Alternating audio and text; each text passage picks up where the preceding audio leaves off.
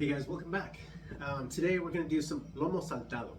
Lomo Saltado is a Peruvian dish. It's a Peruvian staple actually. So anywhere you go in Peru, you're going to find that on the menu. Especially if you have a Peruvian restaurant, I'm sure that's probably the first thing they have on the entrees. So today, that's what I'm going to go over on how I prepare Lomo Saltado. Alright, here we go.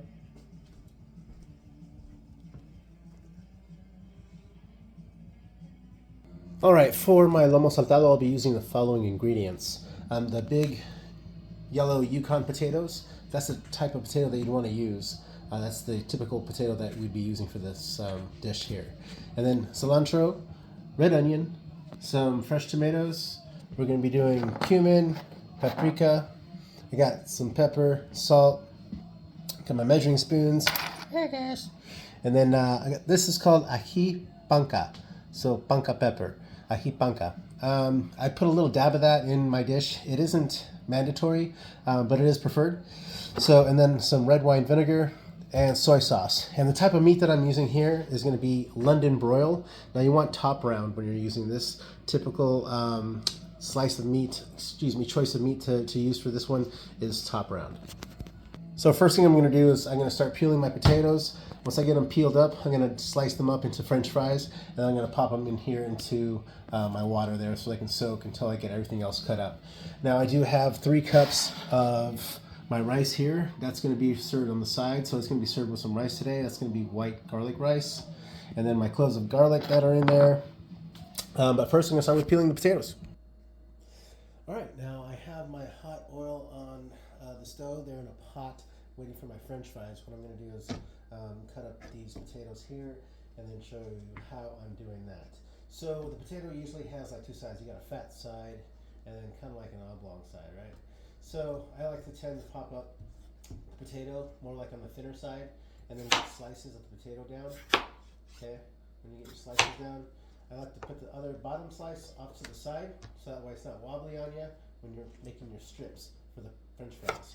So now, just make your French fries as big as you'd like them. Okay, and this is the French fries that you're going to get from them.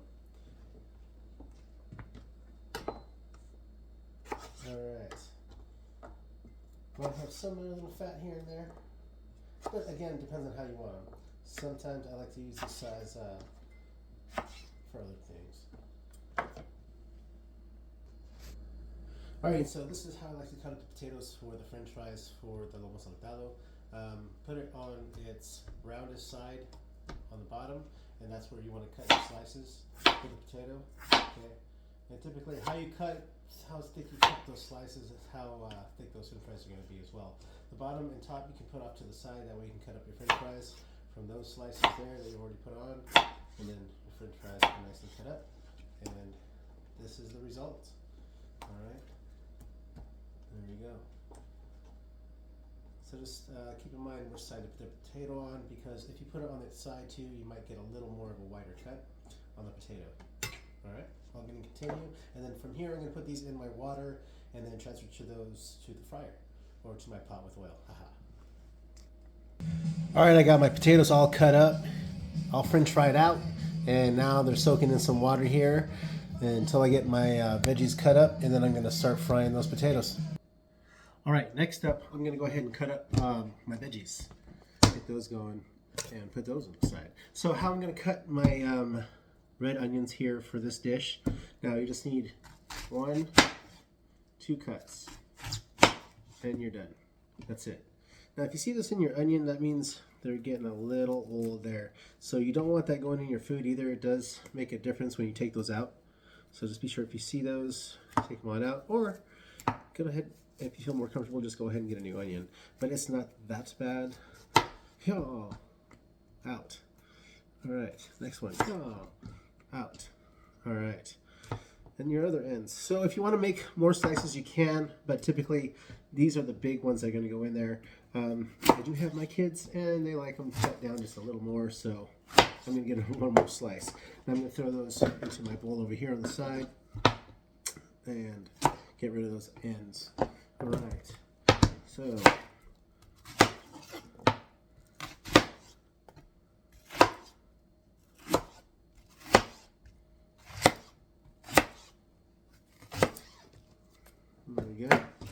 That's the onion. That's all done. Off to the side. All the bits into the trash. All right. Next we have our tomato. So then my tomato is next here. I don't like tomatoes ends, they can go away. I'm not using too much tomato there when I'm doing that, so I feel okay about it. All right, same deal with the tomatoes. Kind of the same deal that I did there with those onions, okay? These ones I'm gonna leave a little fatter though. I like those fat pieces of tomato in this dish.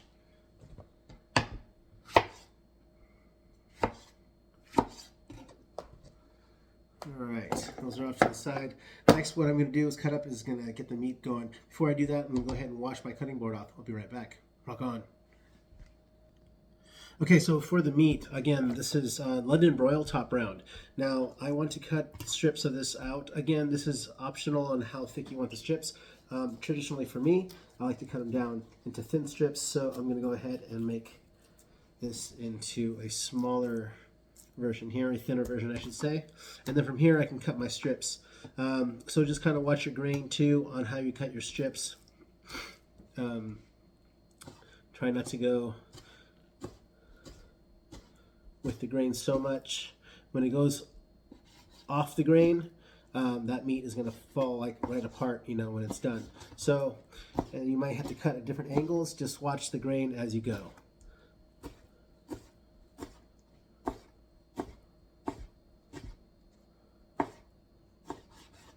Alright, so now I have all up.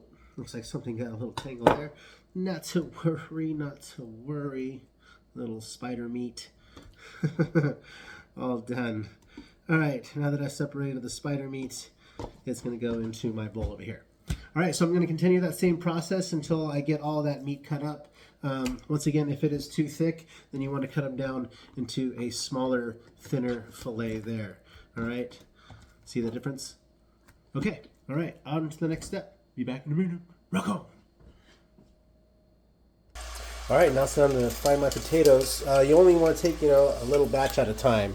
So I've already got these here that were strained from my cold water that I had them soaking in. And that's good for the potatoes too, because if you have them soaking in cold water, they tend to cook a lot better. So pre-soaking them in cold water, recommended. Just remember to drain them really well.